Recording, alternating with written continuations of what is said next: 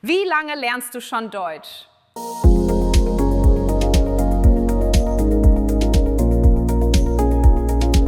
Und wie gut sprichst du wirklich? Heute zeige ich dir 5 konkrete Übungen, die du ab morgen anwenden kannst. Mit einem klaren 30-Tage-Plan und einem einfachen Ziel. Besser Deutsch zu sprechen. In den letzten Jahren habe ich viele Deutschlernende kennengelernt und ich habe festgestellt, der Unterschied zwischen den Menschen, die Deutsch verstehen und denen, die Deutsch tatsächlich sprechen, ist meist nicht Talent. Es ist ihre Methode. Und ja, es ist auch ein bisschen Mut. Aber die gute Nachricht ist, Mut kann man trainieren. Und falls du denkst, ich bin einfach nicht gut in Sprachen, glaub mir, das denken fast alle. Die meisten Menschen scheitern nicht an ihrer Fähigkeit.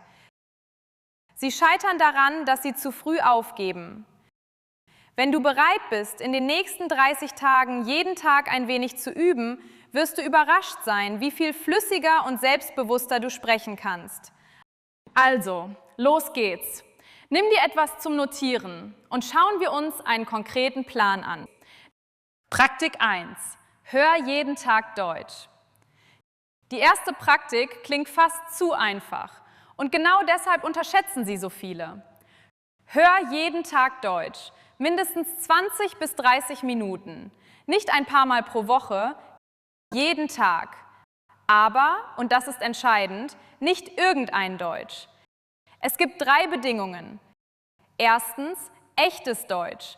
Kein Schulbuchdeutsch, kein künstliches Lehrmaterial. Du brauchst Deutsch, wie es Deutsche wirklich sprechen. Podcasts, Reportagen, YouTube-Kanäle von echten Menschen, Hörspiele, Interviews, authentisches Deutsch. Zweitens, du musst es verstehen. Wenn du nur 30% verstehst, dann lernst du kaum etwas. Du brauchst mindestens 70 bis 80% Verständnis.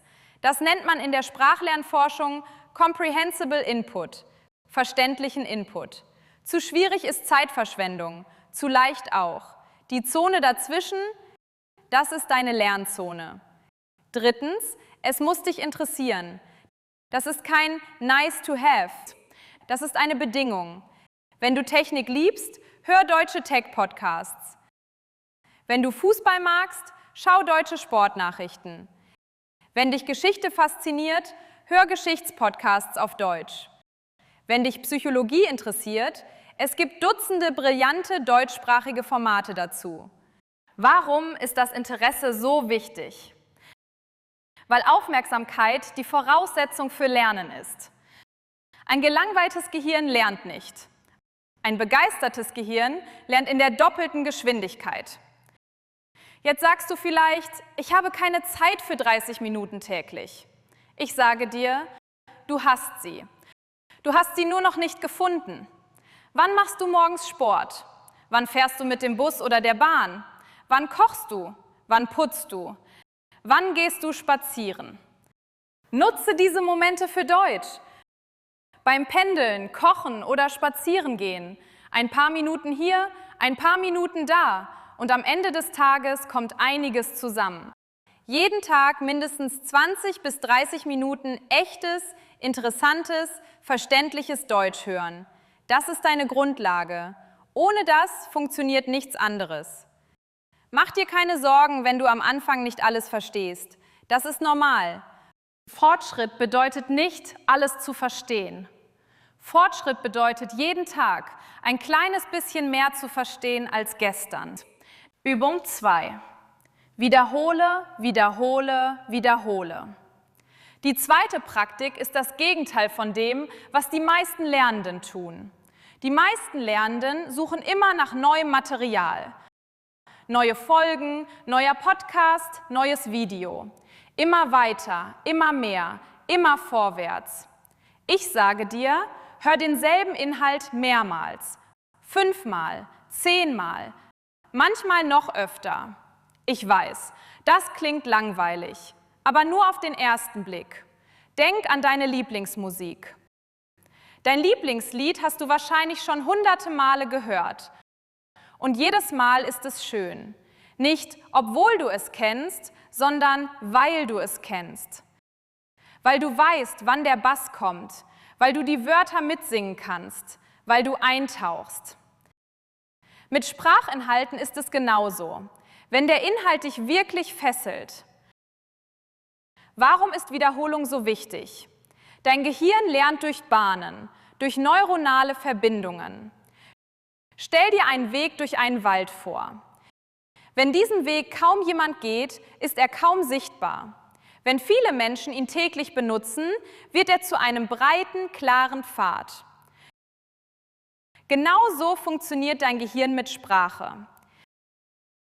Jedes Mal, wenn du denselben deutschen Satz hörst, dieselbe Wendung, denselben Rhythmus, wird diese Verbindung in deinem Gehirn stärker, fester, automatischer. Und genau das brauchst du, wenn du sprechen willst. Verbindungen, die so stark sind, dass die Wörter von allein kommen, ohne Nachdenken. Such dir 2 oder 3 Inhalte, die dich wirklich begeistern. Hör sie immer wieder, lass sie in dein Gehirn einziehen. Viele Lernende denken, Wiederholung sei ein Zeichen von Stillstand. In Wirklichkeit ist sie ein Zeichen von Fortschritt. Jedes Mal, wenn du denselben Inhalt hörst, wird dein Deutsch ein kleines Stück automatischer. Übung 3. Sprich laut nach. Die dritte Praktik ist die, die am meisten Menschen auslassen und die gleichzeitig am wirkungsvollsten ist, wenn es darum geht, das Sprechen zu entsperren. Sprich laut nach, wenn du alleine bist. Das Konzept ist simpel. Du hörst einen Satz auf Deutsch, du machst eine kurze Pause und du wiederholst ihn, laut, mit derselben Intonation wie der Sprecher, mit demselben Rhythmus, mit derselben Energie. Du musst das nicht bei jedem Inhalt machen, nicht jeden Tag, aber es sollte ein fester Teil deiner Praxis sein. Und hier ist das Wichtigste. Du suchst keine Perfektion, du übst, du trainierst. Stell dir vor, du lernst Gitarre spielen. Du wirst die ersten Wochen nicht klingen wie dein Lieblingsmusiker. Aber du spielst trotzdem, du trainierst, du wiederholst. Und langsam, ganz langsam wird es besser. Mit dem Deutschen ist es genauso. Warum ist das Laut-Nachsprechen so mächtig? Weil jede Sprache eine eigene Melodie hat. Deutsch klingt nicht wie Englisch, nicht wie Französisch, nicht wie Spanisch. Die Töne steigen und fallen anders. Die Muskeln in deinem Mund, deiner Zunge, deiner Kehle machen andere Bewegungen. Du kannst diese Bewegungen nicht lernen, indem du zuhörst. Du musst sie üben. Du musst sie deinem Körper beibringen. Und das Schöne, wenn du alleine übst, gibt es keine Angst, kein Urteil. Niemand hört zu. Du kannst übertreiben, stolpern, lachen, neu anfangen. Das ist Freiheit. Nutze sie. Übertreibe sogar manchmal bewusst. Mach die deutschen Vokale breiter, die Konsonanten schärfer. Das hilft dir, die Melodie der Sprache wirklich zu fühlen.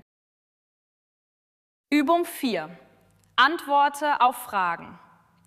Die 4. Praktik verwandelt passives Verstehen in aktives Lernen. Sie ist simpel. Wenn du einen Inhalt gehört hast, stell dir selbst Fragen dazu, auf Deutsch. Du hörst einen Podcast über die deutsche Geschichte. Am Ende fragst du dich, was war der Hauptpunkt? Was habe ich gelernt? Wie würde ich das jemandem erklären? Du schaust ein Interview auf YouTube. Du fragst dich, was war die interessanteste Aussage? Was denke ich darüber? Warum ist das so wirkungsvoll? Weil dein Gehirn beim passiven Hören manchmal in den Standby-Modus geht, wie ein Computer, den du nicht benutzt. Er schläft ein. Wenn du dir aber nach dem Hören aktiv Fragen stellst, wächst du das Gehirn auf. Du zwingst es, die Informationen zu verarbeiten.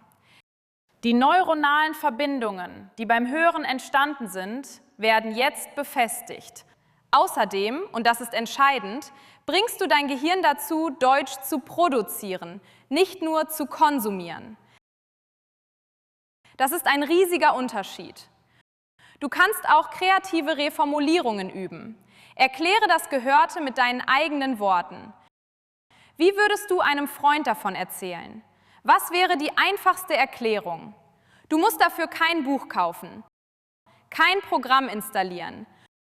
Du brauchst nur dein eigenes Denken und die Gewohnheit, es auf Deutsch zu tun. Ich weiß, was viele von euch gerade denken. Ich verstehe das alles, aber wenn ich sprechen soll, blockiere ich trotzdem. Ich kenne dieses Gefühl. Und ich sage dir, woher es kommt. Es kommt nicht aus mangelndem Wissen. Es kommt aus Angst. Angst vor Fehlern, Angst vor Peinlichkeit, Angst, nicht perfekt zu sein. Und diese Angst ist menschlich, aber sie hält dich gefangen. Kein Mensch spricht eine Fremdsprache perfekt. Kein einziger. Nicht nach einem Jahr, nicht nach 10 Jahren. Sprache ist kein Ziel. Sprache ist ein Werkzeug. Und Werkzeuge benutzt man, auch wenn sie noch nicht ganz glänzen. Wer mehrere Sprachen gelernt hat, kennt diesen Moment gut. Der Moment, in dem du aufhörst, perfekt sein zu wollen. Das ist der Moment, in dem du anfängst, wirklich zu sprechen. Die 5. Praktik hilft dir genau dabei. Übung 5. Schaffe Interaktionen. Die 5. und letzte Praktik ist die, die alles zusammenbringt. Schaffe Interaktionen auf Deutsch, 2 bis 3 Mal pro Woche. Ich weiß, das klingt vielleicht nach viel. Aber hör mir zu, bevor du denkst, das ist nichts für dich. Eine Interaktion muss nicht 1 Stunde dauern. Sie kann 5 Minuten dauern und sie muss nicht mit einem anderen Menschen stattfinden. Hier sind konkrete Möglichkeiten. Sprich mit dir selbst. Ich weiß, es klingt seltsam, aber es ist eine der wirkungsvollsten Methoden überhaupt. Erzähl dir deinen Tag auf Deutsch, morgens, abends, wann immer du magst. Heute Morgen bin ich aufgestanden, habe Kaffee gemacht und dann: Niemand hört zu, niemand urteilt, nur du und dein Gehirn auf Deutsch. Schreib Kommentare auf Deutsch, schau ein deutsches YouTube-Video und hinterlasse einen Kommentar. Auf einer deutschen Seite, in einer Community, in einer Facebook-Gruppe. Auch ein Satz reicht. Es geht darum, Deutsch zu produzieren. Sing auf Deutsch. Im Bad, in der Küche, im Auto. Deutsche Musik ist wunderbar, von Rammstein bis Herbert Grönemeyer. Singen hilft deinem Gehirn, die Melodie der Sprache zu verinnerlichen. Und es macht Spaß. Oder finde einen Tandempartner. Jemanden, der Deutsch lernt oder Deutsch spricht. Online gibt es unzählige Communities. Ihr müsst nicht perfekt sprechen. Ihr übt gemeinsam. Das Wichtigste an dieser Praktik: Es geht nicht darum, Deutsch zu konsumieren. Es geht darum, Deutsch zu produzieren. Das ist der entscheidende Unterschied. Regelmäßigkeit schlägt Intensität. 2-mal die Woche, 5 Minuten, ist besser als 1-mal im Monat, 2 Stunden. Lass mich kurz zusammenfassen, was dich in den nächsten 30 Tagen erwartet. Erstens: Höre jeden Tag 20 bis 30 Minuten echtes, interessantes und verständliches Deutsch. Zweitens: Wiederhole dieselben Inhalte mehrmals. So baust du Automatismen auf und trainierst dein Sprachgefühl. Drittens: Sprich regelmäßig laut nach. Trainiere nicht nur Wörter, sondern auch die Melodie und den Rhythmus der Sprache. Viertens: Stelle dir nach dem Hören Fragen auf Deutsch. Produziere Sprache aktiv, statt nur Inhalte zu konsumieren. Fünftens: Schaffe 2 bis 3 Mal pro Woche echte Interaktionen. Sprich, schreibe, singe, aber benutze Deutsch aktiv. Das ist kein magischer Plan. Es ist ein konkreter Plan und er funktioniert, wenn du ihn konsequent umsetzt. Du musst ihn nicht perfekt umsetzen. Wenn du einen Tag verpasst, mach am nächsten Tag weiter. Erfolg kommt nicht von Perfektion. Erfolg kommt von Regelmäßigkeit. Die meisten Menschen wollen Ergebnisse nach 2 Wochen. Sie geben auf, sobald es schwierig wird. Aber eine Sprache ist wie ein Muskel. Du wirst ihn nicht in einer Woche aufbauen. Doch wenn du jeden Tag ein bisschen trainierst, wirst du nach 30 Tagen einen Unterschied spüren. Nach 60 Tagen wirst du ihn sehen und nach 90 Tagen werden andere ihn bemerken. Du hast jetzt den Plan. 5 Übungen, 30 Tage, ein klares Ziel. Also fang heute an, nicht nächste Woche, nicht nächsten Monat, heute. Verstehen und Sprechen sind 2 verschiedene Fähigkeiten. Du hast bisher nur die eine trainiert. Ab heute änderst du das. Schreib mir in die Kommentare, auf Deutsch natürlich, ob du diesen 30-Tage-Plan annimmst. Nur ein Satz. Ich mache mit. Das ist dein erster kleiner Schritt, dein erster Satz, deine erste Interaktion. Mach ihn. Bis zum nächsten Mal.